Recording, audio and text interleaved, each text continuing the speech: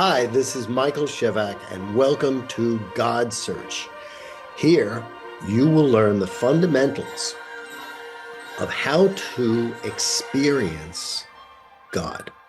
Actually, said a different way, is how to have that life experience called God. And God is just a shortening of the word good from our perspective. And it includes truth. It includes unity, a sense of oneness and wholeness.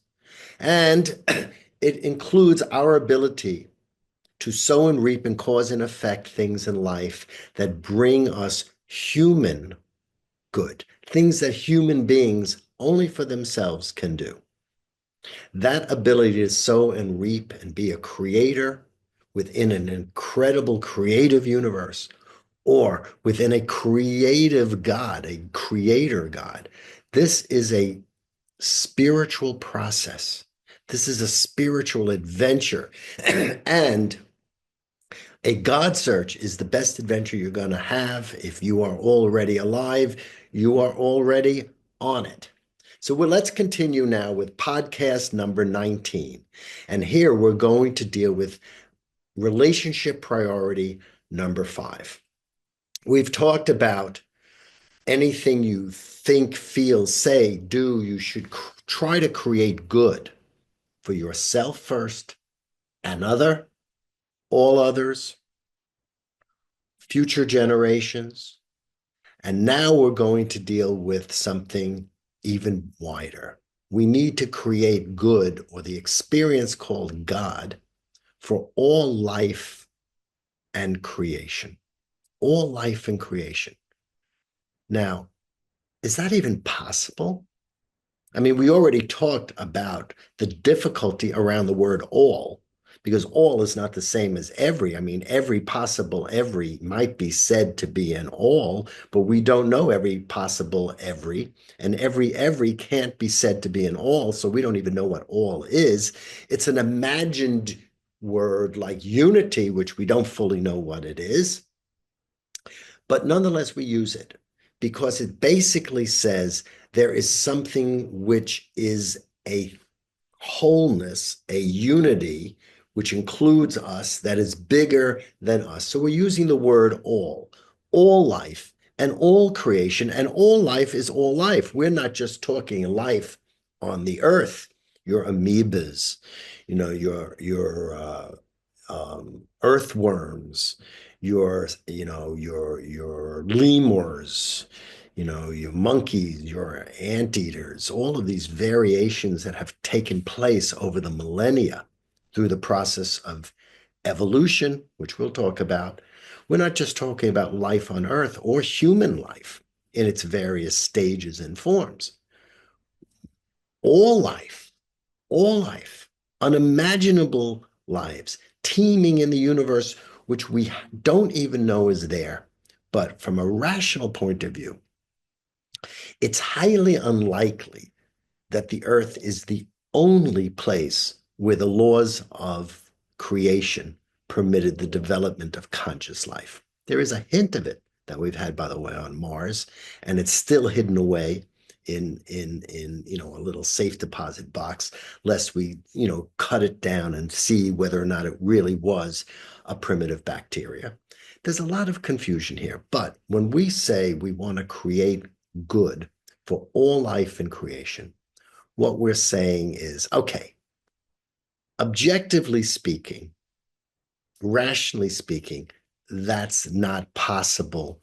Our supernatural abilities to use our conscious mind to shape creation, to shape nature and put it in the forms that are good for human life, computers and phones and, frames around pictures and baby bottles and all these nice things that we do. That is limited. It is a limited kind of consciousness. It doesn't have the awareness of all. It doesn't know all yet. Okay? All may be involved in it, and we'll discuss whether all is actually involved in it. Some people say yes, some people say no. We'll discuss that. But from the standpoint of consciously being able to be assured that you are able to sow and reap goodness for all life and creation, well, we can't do it. It's not easy. All right. And it opens up a tremendous can of worms. Tremendous can of worms. This whole subject opens up a can of worms. This relationship priority is fraught with complications. For example, we can genetically engineer human beings now, and we will be able to increasingly be able to genetically engineer. So you have kind of like the movie Gattaca, or we have Brave New World, where Aldous Huxley's book about genetic engineering, where we might be able to choose our children and pre-program their intelligence. Well, do we have the ability to feel, think, and do what's good for that baby? Or is it just what we have in our mind? And if our mind can't fathom all the relationships of that baby to all the creatures on Earth, and if the cosmos, how are we supposed to genetically engineer? How can we do that and do that correctly?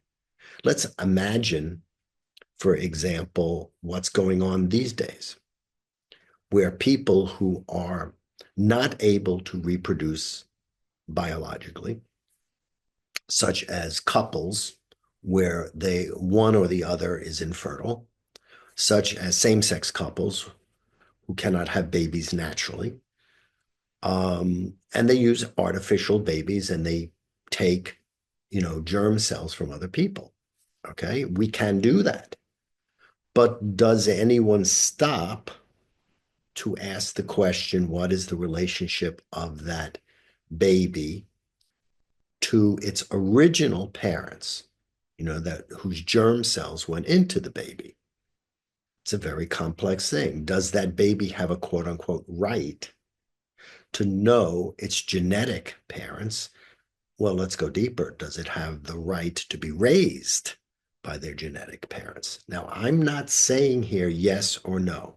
These are not rhetorical questions designed to trap. Okay, I don't do that. We're here to discuss these things intelligently. Let's go a little further. It's a little crazier. Let's suppose Elon Musk wants to I've never met the guy, and I'm not telling rumors and none of this. I'm just using him because he's out there when it comes to Mars, and we've already mentioned Mars. Let's suppose that our economic system eventually gets to the point that just like we can own a house in the Caribbean, we can own a moon. And let's suppose someone purchases the moon. Let's say Elon Musk purchases the moon. Why? Because he's done the mathematics to indicate that if you blow the moon up, the rotation of the Earth will change, which will change the rotation of Mars, and Mars will be able to have a climate which will be more conducive to life, and the real estate value will go up. Okay. I mean, we do this on the Earth. Let's imagine doing it on a galactic level. Okay. Well, the question is, do you have the right to destroy the moon just because you can? You see, is that good for all life and all creation? What about the creatures on the earth, including women who have periods every single month, who are dependent upon the moon and dependent upon the cycles of the oceans? All right, their bodies are linked to it by design. You see, so should one do that? By the same token, if we're going to populate a planet one day, which is a nice thing to do, it's always nice to have extra space to expand. Should we send embryos there? Because it's easier to send embryos than people. They don't eat as much on the flight. Well, again, we bring up the question of farming people. Now, we do this with other animals all the time in order to increase the produce in the farm by artificially inseminating animals. Okay. But do we do it with human beings? You see, Should we do it even with animals? It brings up the ecological issue. So again, this is a very difficult relationship priority, to dare that we attempt to sow and reap good for all life and all creation is very daring. Okay? Well, let's stop and ask the question under this relationship priority. Whose universe is it? Whose universe is it? I mean, is it a God outside of us, the creator that makes this universe as if it's an object, and therefore it's God's decision and we don't mess with it? That makes things very morally clear. And in fact, the moral clarity you get from that kind of model justifies the utility of the model. I'm not saying the model is correct. Okay. I'm not saying that's the way it is. I'm saying that model allows for very simple, clear lines of morality because the authority is outside the system. On GODSEARCH, we're not using that authority. We're using the authority called life with a capital L, which includes being outside and inside. It's a little bit more complex, and we'll talk about that more down the road. But is God outside the system so we have clear lines that we don't cross over? You know, God made the species, therefore we have to honor the species. Well, if that's the case, it's incredible the amount of people who believe in that kind of God who act egregiously to all the life on the planet and act egregiously to the planet itself as if it's theirs and not the creation of a creator. The hypocrisy is just stunning. But on the other hand, there is this God or this universe just a teeming, percolating, energy, and that it has its form of the plants and the animals and the humans and all these things because we perceive it and therefore endow it with that form. And therefore, when we do what we want to do to all life and creation, well, big deal. We're just looking at ourselves as a projection of our own perceptions and therefore playing with our own perceptions and ourself. And the moral standard is not as clear because now there is no objective God outside. The moral standard is not outside. Somehow the moral standard has gotten lost, and we think of it as just this kind of energetic virtual reality presentation, which in part it is. In part it is. There's no doubt that our perception endows things with the appearance of certain forms. It is also true that this creation, this universe, conditions us and designs the perceptions to perceive itself a certain way, in which case we're back to a kind of objective God, but it's not standing outside the universe. We'll talk about all these things. We've mentioned it before, this idea that this is just a virtual reality presentation, which comes out of our recent studies of virtual reality and these things that we're learning since the invention of the computer, which is a wonderful example of an artificial mind. We can understand how we work and our imagination works by studying how our computers work. And our imagination, we can study our imagination by creating machines that imagine and learn more about ourselves. But again, is it just energy? Is it just circulating form so that nothing changes? Well, is the death of a baby just merely a change in energetic form and has no emotional meaning at all? A mother and father's pain at the loss of a child is just imaginary, illusion, and it serves no purpose, meaning their pain is purposeless. Why would such a universe have pain that makes you care about a baby that deeply, that it's your own body, well, why would you design a universe to have it? What purpose does that depth of feeling have? There's a lot of very dangerous and unkempt New Ageisms. There's a lot of really good stuff in the so-called New Age that we have to think about. But there's a lot of things that are unkempt, and they're as unkempt as some of the, stone-hardened theistic models of, a creator determinism. They both have some difficulties, okay? But the important critical issue here on relationship priority number 5 is that human beings are limited.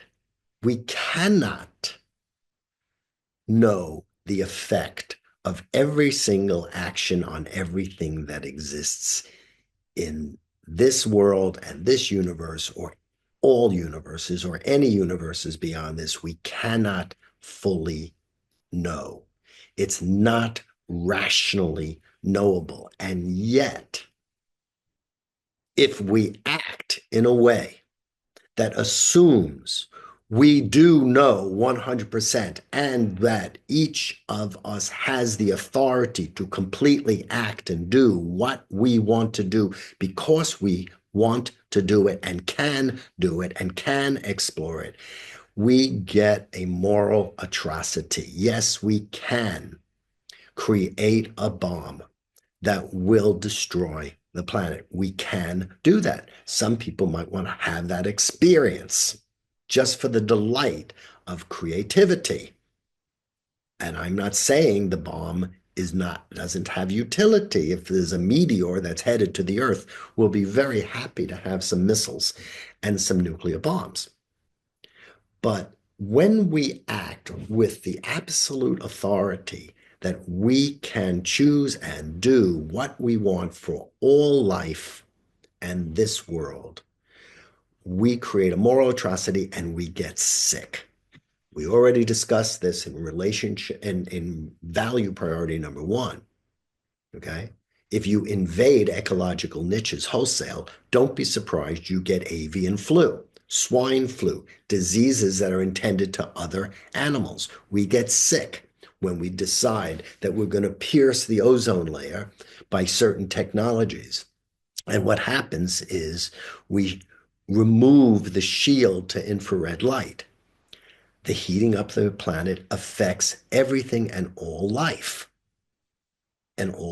We must be aware of all life and creation.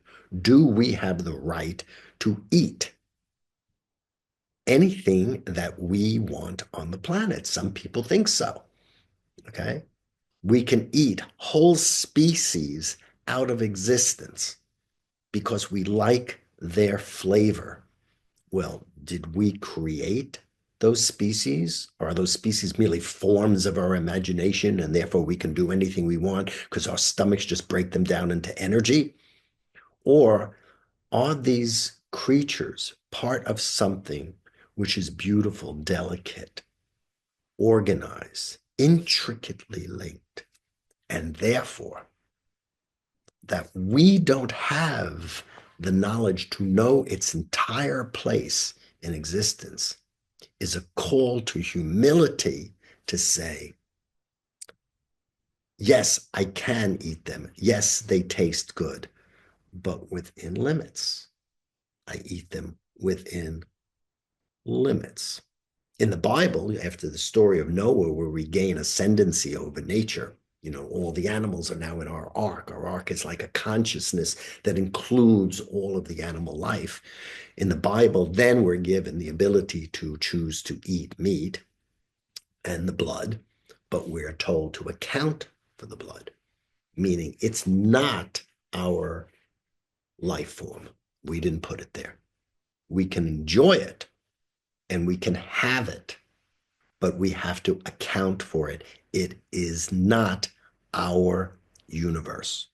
And here on God's Search, we make the assumption, because if you don't follow relationship priority number 5, you create a mess. And we're here to create good. We're here to have a God search where we create truth and unity and a creativity to humanity that enlivens and synergizes human life and all life together. So, yes, yes, yes, yes, of course, we can do what we want. Yes, we can turn cows into leather to upholster our sofas and our automobiles and our wallets and make our shoes. And yes, there's a certain utility to leather, which is so superior to any other material for shoes. All of these things. But we do it within the context of all life and creation. We try, however difficult it is, to expand and try to see the effect of what we are doing and where it touches.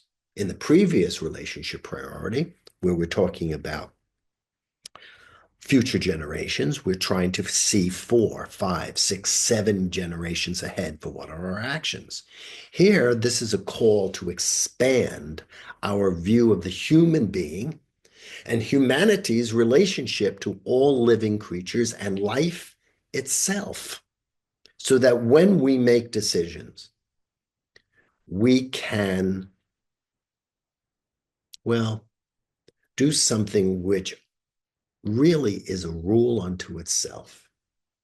It's a rule unto itself. Don't do consciously harm. Now, sometimes you have to call harm. I mean, you cut down a tree sometimes to build lumber, no doubt about it. But if you're going to do harm because you have a right to certain things, that doesn't mean you deforestate. You don't put the value of the lumber as more important than the value of the air that the tree manufactures or the value of the roots in stabilizing the soil. You expand the human mind to include other things than just relationship priorities 1, 2, 3, and 4. You expand to try to take a cosmic viewpoint. That is the great gift of the first chapter of Genesis, is it places everything on a cosmic level. So human beings who are supernatural creatures, material creators in the flesh, have a context to what we do, a context to what we do. Now, our supernatural minds, technologically, they're limited and we make mistakes and we correct them. And this is part of being the adventure of being a material human being.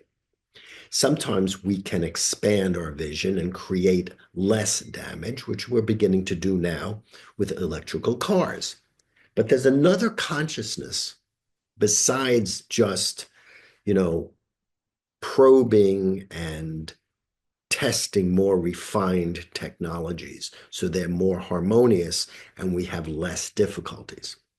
That there's another consciousness which we can access oftentimes through prayer, through meditation. We can access it by being peaceful and opening up to its motion through us. We can feel it in yogic processes. In the process of yoga, if it's not simply a mechanical exercise, we can feel that. It is the experience from a Christian point of view that you might call Christ, where God the Creator functions through the human being and the human being's abilities and technologies as if God the Creator was the human being, and therefore there is a complete reharmonization of humanity and the Creator. That's a magnificent viewpoint. Magnificent viewpoint.